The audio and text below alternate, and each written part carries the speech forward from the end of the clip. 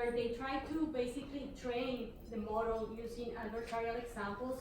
And what they ended up doing was finding that you may get a more explainable result model, but then your accuracy drops. So there's that trade-off there. About poisoning attacks, I think the first poisoning attack was from Biglio, published a while ago, around like, I would say like 7 years or so. And I don't see that it's very easy to solve them, basically because at some point you need to label this data. In the research in security area, we know that insider attacks exist. This is a reality. You need to account for people mislabeling intentionally your data. And so I don't think there is an easy way to solve. I think we need to create defenses like the one that I showed today, where you have some degree where you flag data or flag potential abnormalities, but I don't see an easy fix, unfortunately. I could say otherwise, but yeah. Yeah, I agree. I don't have to add anything more. She was totally correct.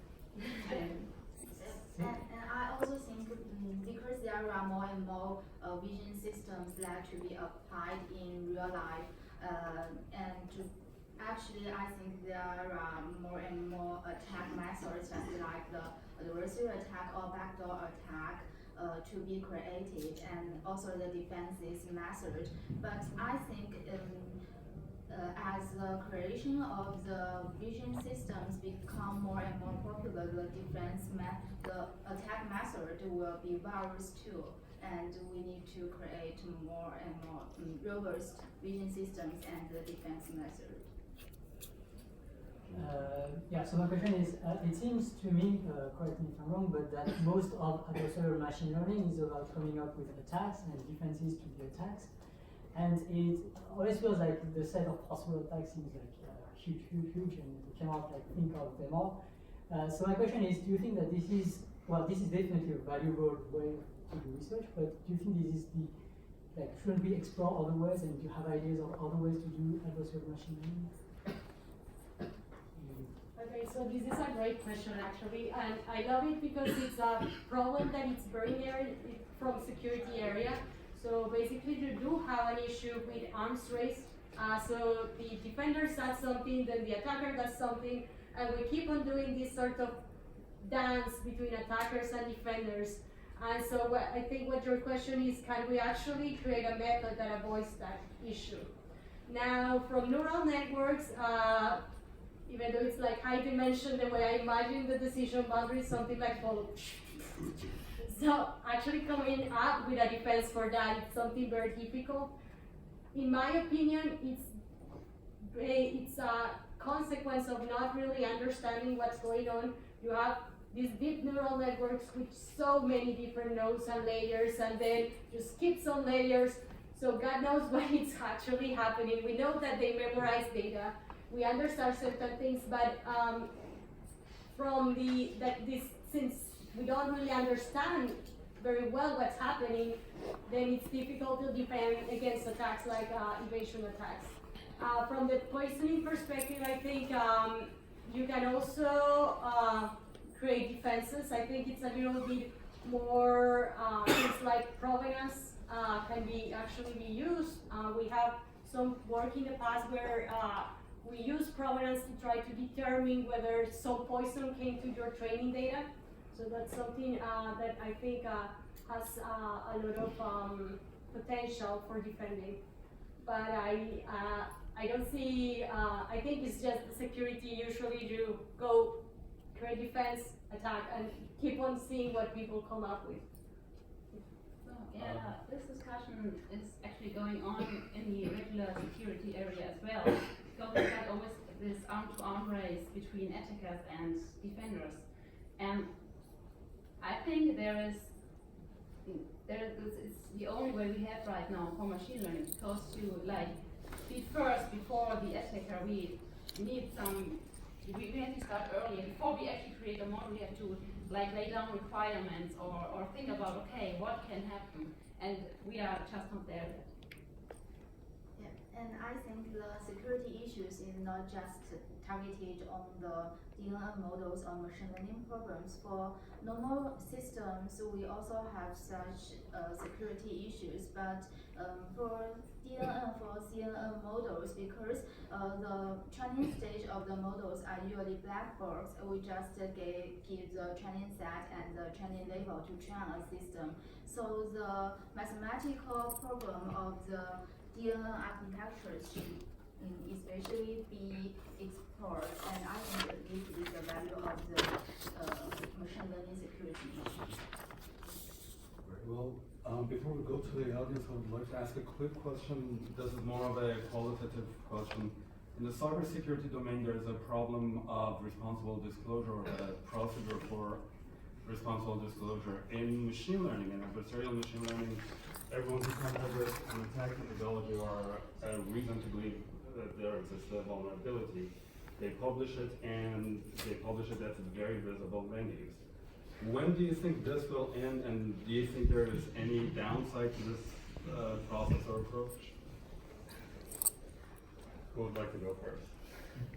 So I think the problem is that every time somebody publishes a paper that has an attack, it later on gets a lot of citations, which basically improves the profile of the researcher substantially.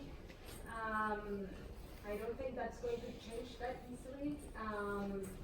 That's my opinion. I also want to mention that I don't believe in security through obscurity. So just by hiding a fault on the system doesn't mean that it's going to go away. So I would rather have something like a crypto sort of system where you have your assumptions and very clearly you have a clear view of what's going to happen and what can go wrong. And also because this field is so new, I think it's necessary to have those papers out.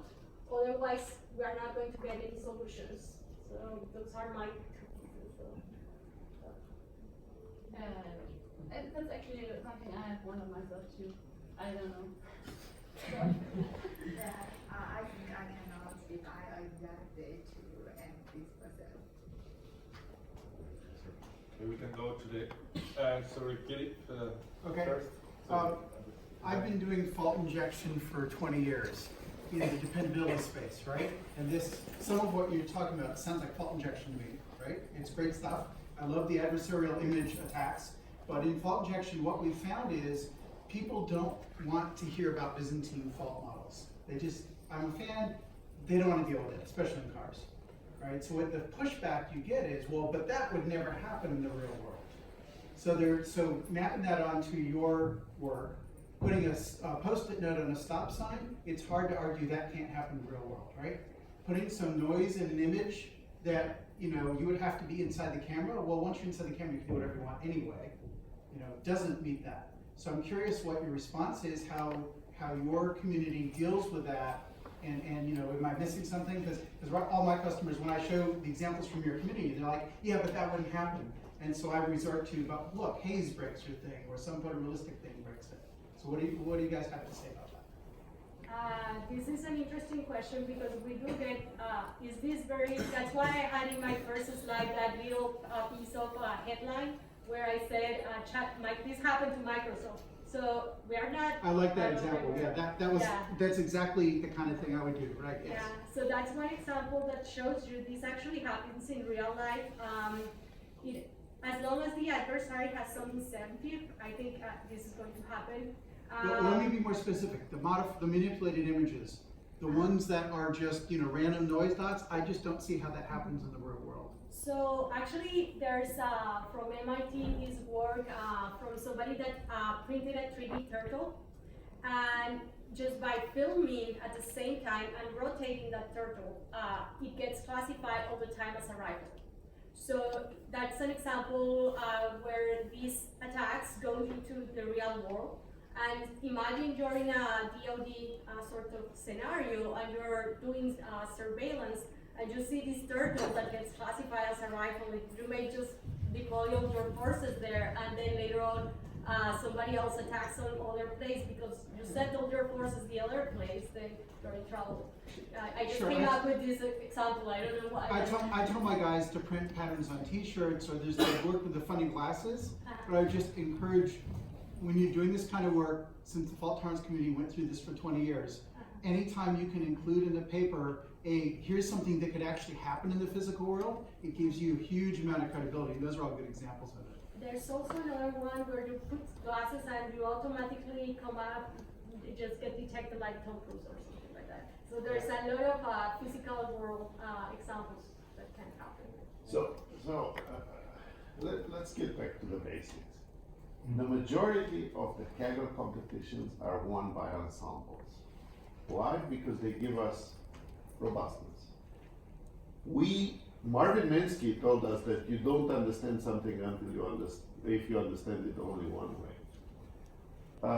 Why are we just so focused on single models? We started to have results in multifaceted learning, and all of these examples, we should think out of the box in that direction. Any thoughts on that? And also for the community, we do achieve in practice robustness through not only standard ensembles, but in deep learning, confidence. The best confidences are still computed using ensemble or ensemble-inspired methods. Let's try to look at robustness in that way. Any thoughts on that? For how robust can we be in the adversary? That's a question for you as well. So I tested that in 2014 when I first started looking at adversarial examples. I got 0 increase in robustness from using an ensemble. So ensembles are good for reducing error rate on IID data. I'm suggesting multifaceted learning, so more than that. Learn probabilistic model and an ensemble and a deep network. Like and then reason about it. Throw the kitchen sink at it, like all the A smart kitchen sink. So Nicholas Carlini has a paper called "Collections of Weak Defenses Are Not Strong." It doesn't prove that no smart kitchen sink exists, but the kitchen sinks people have tried so far, at least the most prominent ones, have been broken. I would like to add that some of the attacks, you can actually make them happen for multiple, because this is black box attack that works there, then it can happen for multiple models as well. So even if you have an ensemble, it may just fool the entire set. That's my take. Just to answer Professor Kupin's question, I think one possible area where you could actually have real-world consequences for adversarial images is in medical imaging and diagnostics. The only reason this is not a real-world example is because of just the sorry state of medical software and the fact that none of these systems actually exist. But that is an example where you actually have images that are part of the diagnostic workflow, and I think they could be susceptible to adversarial attack. I think an important part of that context is just that truly, it's hard to really convey how bad medical software companies are. I've heard that there are significant fractions of the Epic code base that are not under version control, which is hard for me to understand in 2018. But I could imagine going forward, because there is so much interest in diagnostics in healthcare, that this becomes a very practical situation. And it may not be that a system diagnoses somebody and kills them, but there could be more mundane things that go wrong, especially if you have the combination of systems that are not robust to kind of machine learning adversarial attacks and just really, really poorly implemented software that has no shortage of security holes. Also, that paper had a great practical example. You had your physical repatch attack. So can we get a copy of that physical object?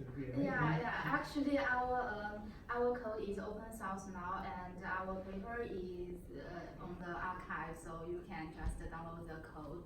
And in the GitHub page, we have this simple value demo and the depatch model. Yeah, you can download from the page.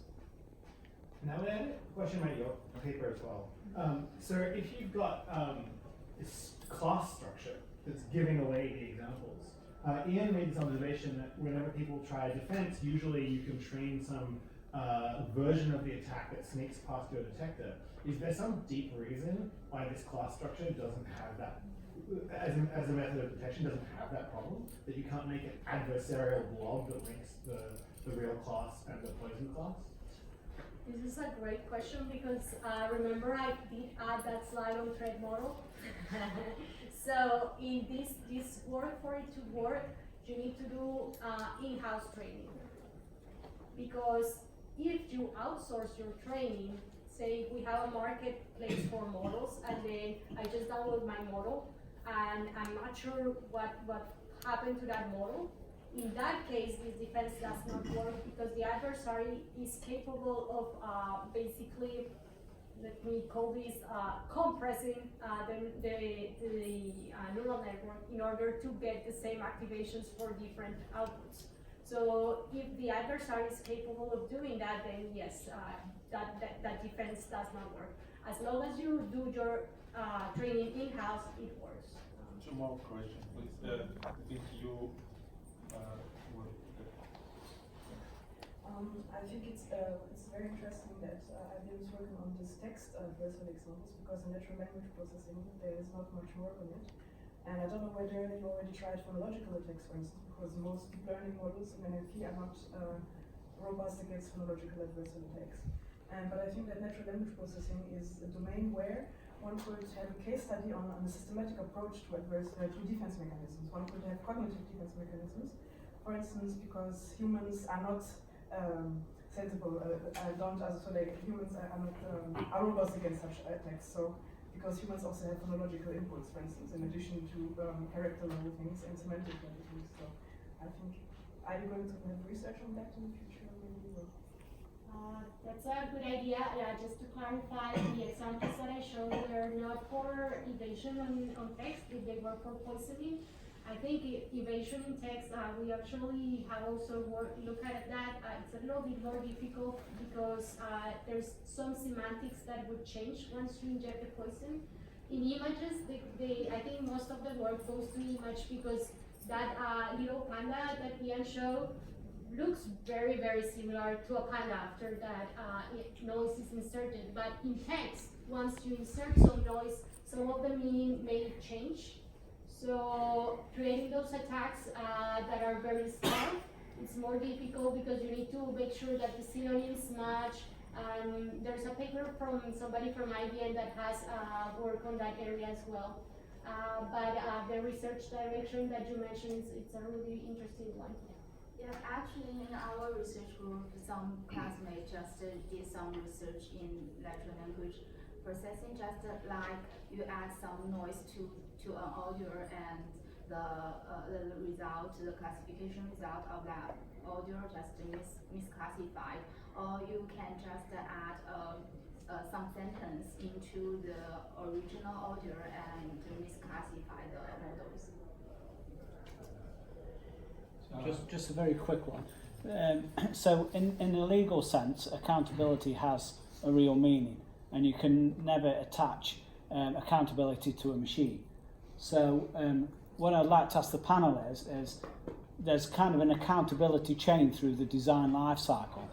Has anybody looked at the end-to-end design life cycle for who would be accountable throughout that chain if an adversarial example was to lead to something disastrous? You want to your paper? Yeah.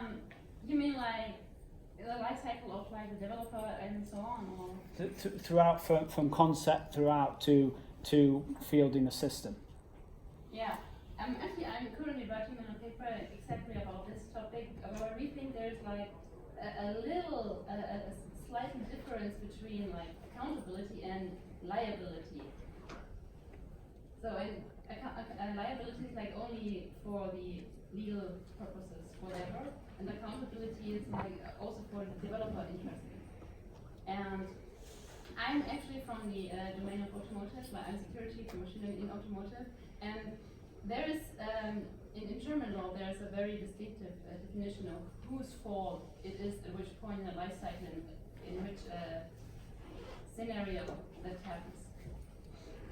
I also would like to add, so the machine learning pipeline, it's complex. I have been studying poisoning attacks for a while. There, the accountability is who is actually inputting that data. And it may be that you're collecting their data through something like online, so your mechanical court people or labeling people may be the ones that are providing this weird data. So we investigated a provenance-based defense to detect that and to provide certain sort of accountability on why your decision boundary looks certain way or the other. So I think there are ways to have people accountable rather than machines. But then in the case of evasion attacks, in particular for linking to real world cases where somebody might be triggering a misclassification, and I like to think about this like, say there's an adversary that is very clever and decides to inject a backdoor into your classifier, and say he doesn't like a particular group, and he knows that this group is going to use this particular t-shirt at an event, then he can trigger an attack on them. Because they just by having that t-shirt, that doesn't mean that they are responsible, but there's a backdoor there. Who caused that? And it's a difficult kind of problem, I think, to link accountability when you only have the predictions. So from the prediction side, the inference side is a little bit more difficult. Okay. Thank you very much.